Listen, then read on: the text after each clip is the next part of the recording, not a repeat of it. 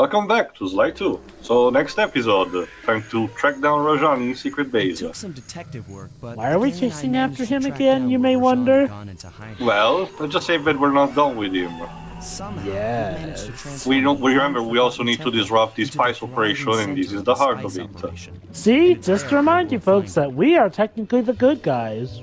Again, in this Piggy 3 is about dismantling a drug cartel. The things they can get away with so long as they simply just... Oh shit. Oh, well, in your case, too, it's Peggy 7 since you're playing the HD collection. Okay. For the temple was more Still, than just though. So yeah, it's actually an abandoned temple. And look at that! Rajan is using another Clockwerk part to power up his operation, so... The heart, Theo! First we attack his heart! Sure. Strike at the heart. Yeah, that's a very psychotic. So... Hope he's not counting on that heart too much, because tonight it comes home with Let's me. get to the heart of the matter now. Sly Cooper and the gang in The Predator Awakes. Love these names. Someone loves the 50s. It's again, yeah, it's very cheesy in that kind of way. Well, then again, Even with the how the background is constructed. well, considering it's Nate Fox, that's not surprising. I mean, remember too, most of the Golden Age samurai movies also came out in the 50s. So. But yeah, as per tradition, let's take some reconnaissance photo first. But first of all, yeah, I got the Bluetooth off screen. In the meantime, let's just get on the photo mission because it's one of the more complex of a war to navigate into. Just be careful. If you get hurt, the nearest hospital is 106 miles from here. According to my... Yeah, just like with the one thing that they keep from the first game is that Bentley is very concerned about Alpha. So yeah, this is a case where nobody needs to get injured. Passage over the front door any day. Very nice. All right. First of all, like I said, take the photos. Go on. I'm actually wondering if after Ghost of Tsushima's success and if Sucker Punch is gonna do the same thing that the other Sony studios have been doing and expand to the point where they can have two teams working on two projects at the same time. Well, I I have just to hope see. that they... Sucker Punch is never big as a team in the first place. As in, it did Oh, not I get have that. a That's lot why I'm of saying. people working at the same time. That's why I'm saying, Teo. But since Ghost of Tsushima sold 5 million units in just 6 months, I wouldn't be surprised if Sony goes to them and, okay, guys, do you guys want to maybe have some incentive and money to expand? So you guys We'll can... also need to see if this tactic has success with both Guerrilla and Insomniac. Because, to be fair, there are some cases where that kind of tactic can unfortunately backfire. You, BioWare. All right, I'll head for the top. All right, first get on top so you can get better photos. Yeah, because right now you can't do that much. Honestly, Jova, BioWare's problems the whole two teams thing isn't even close to being the primary culprit stuff about what happened with BioWare. I know that. What I will say though is like, it was okay. I'll just say this: it is definitely a warning though to not overexpand. Otherwise, you end up dragging yourself. Especially if you don't have a lot of organization behind, a clear idea on, of how each team is organized. And what's even worse is when sometimes the parent company pits the divisions against each other in a rather unhealthy bid of competition. Yeah. You supposedly try and bring more incentive. That I have yet to see a case where that way has not eventually led to ruin. Okay, now don't get me wrong. I would be excited to see Sucker Punch try it, but I will say this: it's not without its risks, and even the best can unfortunately, succumb to that. Well, everything has its risks. I mean, Insomniac does it really well right now. They have one team making Ratchet & Clank and one team making Spider-Man. It seems to be working well for them. Now to speak positively of it though, there could be a lot of things they could do by dividing the teams into that. Like, one team could maybe focus on, finally giving us a continuation of Sly Cooper and not leaving us on that BS cliffhanger. Again, all in due time. For now, again, one thing that this episode also reteaches you again is sliding on rails. There we go. Now it's time to take some photos. It's sliding, totally not grinding. Look at that swagger.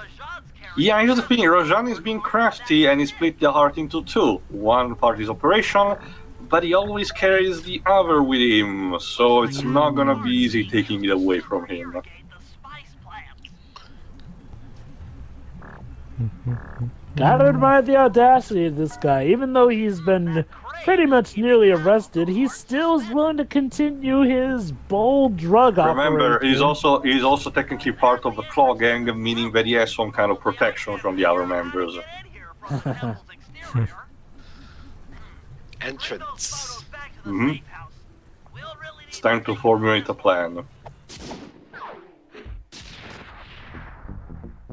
Again, this is also the start of the part of the game where it starts showcasing that it's not always super easy to pull off these heists. See, now, games like these definitely do the idea of realism, but mixed with cartoonish nature relatively well. Well, with these games anyway. Not to say that the first game didn't have some of it, but yeah, this one does show that there's a lot more steps to pulling off a heist. Oh god, can you imagine if an actual real-life criminal organization used these games as something of a blueprint? It's funny for you stuff? mentioned that, Jova. In December, right where I live, a gang of thieves actually used the sewer system to actually pull a heist on a high security bank and got away with it. They still haven't been caught. Wait. So how do people know that they use the sewer then if they haven't been caught? Because the policemen didn't manage to catch them in time, but they managed to uncover how they escaped. Wow, that is like one of the most classic methodologies. And keep in mind, Jova, my country, by the time we're recording this, my country is still in lockdown. These guys clearly haven't left the state, nor they clearly managed to sell the goods again. So, but anyway, more on point. Now we're actually explaining what the spice does. It gives you, again, it's a drug, not even glancing around it. You consume it and you get a frenzy, but get it too much and you get really pissed off. as they only grow high up in the jungle. Again, I'm really surprised how we managed to get away with this.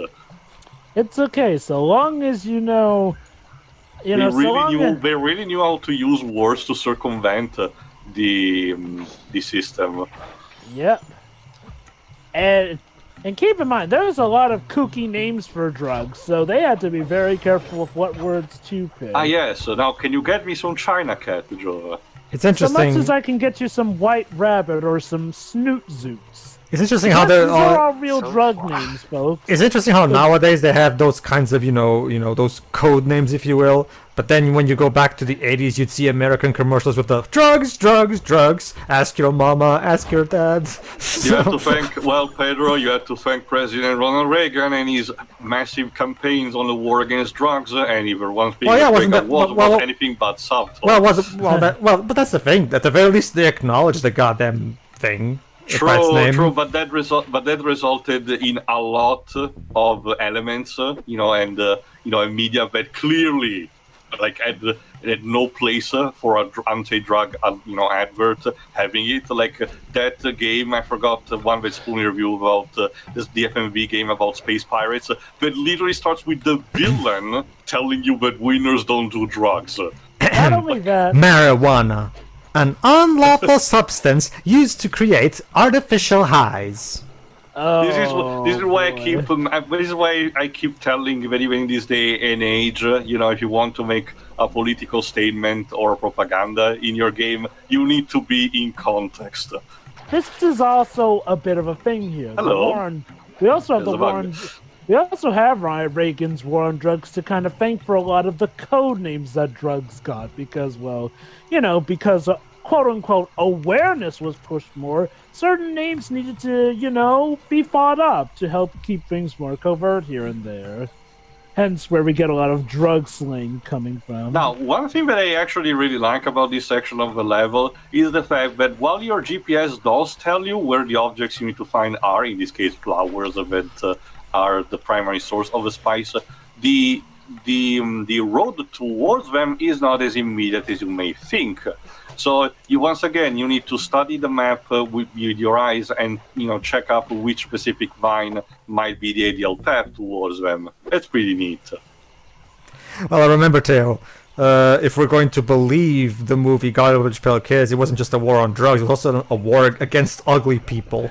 So Yeah, like THT, there's literally a state home of the ugly where basically if you're considered ugly, you'll be put into a prison and eventually killed. my fellow Americans, ugly people must be destroyed. My God. Look, Reagan was crazy, but I think even he would have blunked at the idea of that. Like, goddamn. Oh, actually, it's amazing that in the now 6 years we've been doing this show, we still haven't covered Garbage Pail Kids, considered one of the worst films of all I'm time. perfectly happy with that, Jova. I really don't like that movie. I don't think You've seen it? I don't think anybody Yes, does Jova. too. After Doug's review, I literally had to check it out. Come on. Oh, yeah. And and honestly, Jova, it's not even good for me to riff upon. It's just disgusting and boring. What? Oh, Garbage Pail Kids. Yeah. Hey, kids, do you like seeing an older woman sort of have relations with a preteen kid and then get burned by said preteen kid and be hinted that she might have the hots for said preteen kid? No, that doesn't sound very fun at all. Well, too bad, Sherry. It's part of the whimsy. So it's the movie that inspired Moonrise Kingdom, although not to the same age difference, but yeah. It's more Garden of Words, I guess, in a way. I swear, Yeah. I've never heard of Yeah. Moonrise Kingdom until you guys mentioned that film, and yet apparently it's some big hit. Again, have fun, Jova. That's the thing, But Jova. it's one of those movies, that- Jova, that only the critics like. That's all you need to know. Go ahead, too. Well, okay, to be honest, Pedro, I actually have found people who like it, but honestly don't know where, the answer that they usually get is the fact they actually believe that the romance is written decently. And I'm like, I don't really see that. But honestly, I don't really want to get into a discussion on that. No, okay. considering it's such a Okay, dead Might as well space. get this I'll out of the just way. say Go ahead, Jova. I'll say it after. Let me guess. Moonrise Kingdom is one of those films that the reason I don't hear about it that much is because it's one of those critical dissonance cases where, yeah, most critics loved it, but most typical audience goers didn't, and I'm guessing nowadays it's just not talked about. That's the I thing. actually don't remember if it was a commercial That's success or not. that's the thing, Jova. As far as I can tell, probably wasn't that big of a commercial success because nowadays nobody talks about it. You don't hear anybody talking about that movie. I mean, to this day, people still talk about movies that were popular. Like plenty of movies that came out during around that time that are still talked about. But you don't hear anybody talk about Moonrise Kingdom. Yes, Also, it did have a single Academy Award nomination for Best Original Screenplay, and it lost. I don't know to which. I mean, sometimes you can make a lot of money, but it'll be forgotten. Okay, So- sure. That being said, okay, don't get me wrong, audience. If one of you out there may be offended, I'm not saying that you cannot have a story about two preteens discovering their feelings for each other, and of course you can. That's a natural real life thing, and if you want to tell a story about that, that's fine. It's just that the way the movie goes about, I will argue, is very if you want to do that, you should do it in a serious, dramatic, character-driven, realistic film, not in a whimsical fantasy where the kid suddenly grabs the girl's boob. And it's just uncomfortable as you feel unclean as you watch it. So that's why you said. Oh, I get it. Oh, so that's what you meant when you said Peter Pan 2003 did it better. Yeah, well, trust me, Jova, it's not that hard to do it better than that movie. I assure Anyway, you. now we need to put the flowers we collected into the bag food of the elephant. And yeah, the gang just essentially drugged a poor beast for the sake of her plan. It's the good guys, yay. Needs must, I guess. Wow, these Yes, guys are giving, in terms of moral ambiguity, these guys are giving James Bond a run for his money. To answer you, Jova, yes. The way Peter Pan 2003 does it in a way that feels relatively natural, especially considering the kind of. Go ahead. Hold on. Anyway, Shire 2, to probably make it up for it, the next mission is about planting an actual bug inside Rajan's office to bug him. Apparently, this bug manages to capture radio frequencies. Also, what happened to your head? A bug from. Okay, we just found an HC collection. Why? What? Your hat just. There you go. I think he This may is have had a because little bit of that this drug himself, maybe. This is because the character portraits. Oh, the hat's alive! The character portraits during the Binoculcom dialogues basically act while having the same dialogue, act accordingly to what the field sprite is doing. So basically, Sly is still doing his idle animations while talking in the Binoculom, meaning that's why you get to see those sequences where that clearly breaks out. He's Anyway, just one of those people who has to pace when he's on the phone. There's nothing wrong with that. Anyway, for this particular sequence, as Bentley said, you need to carry the bug through each pool of water, because otherwise this fucking piece of shit will start screaming and will attract all the enemies nearby, blowing up your cover. And the timing is very short on this bastard, like now, for example. So basically, again, the plan is to plant him in Rajan's office and use that to spy on his conversation, which is pretty neat as an idea. But okay, to be fair, to go what I just said about the end of the previous mission, again, there's the fact that we're technically controlling a band of thieves, not exactly, they don't really have to have a moral compass with the good guys. The problem is that time and time again, Sly mentioned in dialogue and narration how he's such a better person because he's aiming only at actual master criminals, and he's doing a service by putting these people in jail by helping, technically speaking, the police force while getting a profit for itself. Classic gentleman peeve mentality. The problem is that the measures that the gang takes at least some time, seem to go a bit too far. But again, I guess it's your management vary situation, honestly. Ow. Basically. But yeah, honestly, this mission can be really annoying, especially if you don't know an ideal route, because otherwise the bug will start acting up and all the enemies in the area will start yanking up on you. Ow. But no, honestly, to go to what Pedro was saying before, Jova, no, again, honestly, Pedro is right. There are ways to showcase that type of, Roman story that Moonrise Kingdom does in a better way. But honestly, through my memories that I had, I don't think it was done that great. But that's literally it. I think it's only for the better that the movie has kind of faded into obscurity. Yeah, that's what really gives me the idea that it was one of those critical dissonance sort of cases. But well, to be fair, TV Tropes doesn't mention anything of the such, like no broken base, no contested movie, no tainted by the controversy, no stuff like that. I'm curious, how big is its YMV page?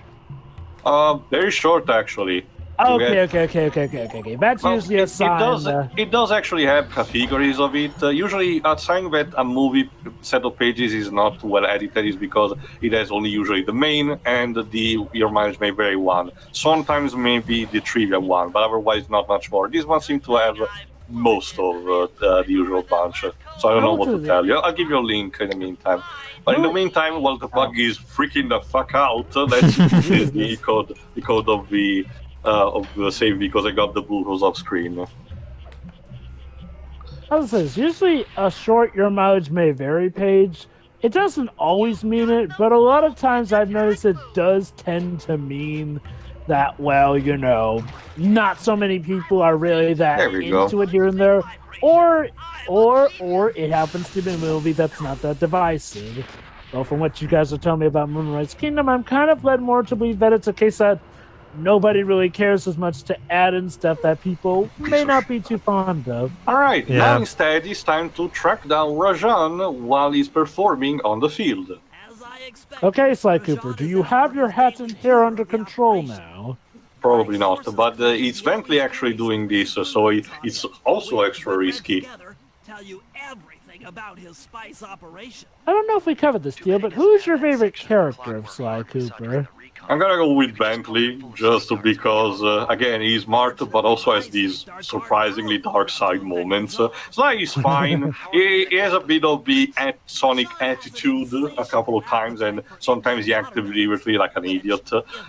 Murray is fine, but it's not super developed. But anyway, let me explain a bit what Bentley is saying. Rajan is actually resistant towards the Bentley's tranquilizer darts. But apparently he just eats random metals that grow out of the ground, and those are enough to put him to sleep for a bit. I guess that's a habit that he has. And during that time, Bentley can sneak up and steal blueprints of his operation. What you need to do is to use the darts to actually gain his attention, there you go, and lead him towards the watermelon, which he will eat in a second. Such a smart you're criminal that hungry. mastermind, yet he's, well... That brought down and he clipped evil. through the guard. Oops. Whatever. But no, like I said, Murray is fine. But again, he's not super developed. But again, of the bunch, it's Bentley the one I care mostly about. And he gets his fair share of element through the entire franchise anyway. Pretty much. No, that's As for Carmelita, let's just say that starting with the ending of the third game, her fan base is more scattered. Does it have to? Let me guess. It has to do with the fourth game, doesn't it? No, I can already tell you from the ending of the third game. Yeah. Oh, that. But again, You're one of the protagonists. all in due time, that Dweebs, don't worry. Anyway, time for the second water. I find it interesting that they chose watermelon of all things. I get the idea that they don't want to make the tiger actually carnivorous to not showcase, potential dilemmas that Zootopia will discuss on his own. But why watermelons? Why not another type of fruit? Well, I think it's because Like they a needed something. like I forgot which specific fruit might be the traditional one of India, but it sure is not watermelon. I get the idea here. He's big, so he needs to eat something very big that would make him full enough to make him fall asleep, So watermelons fit that bill.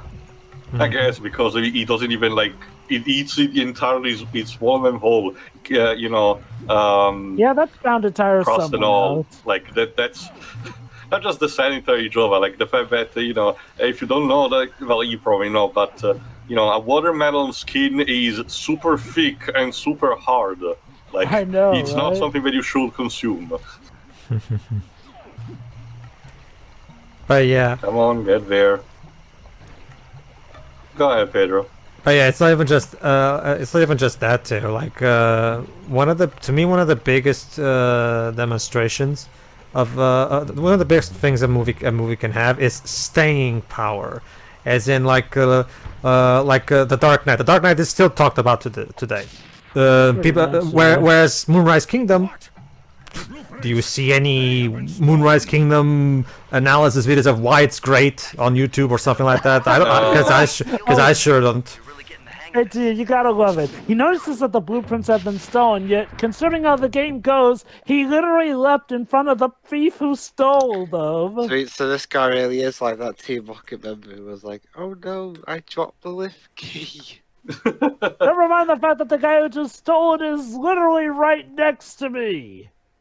Anyway, see you for the next part where we continue and dismantle ultimately Rajan's base of operation. See ya. See ya. Yeah. Yeah.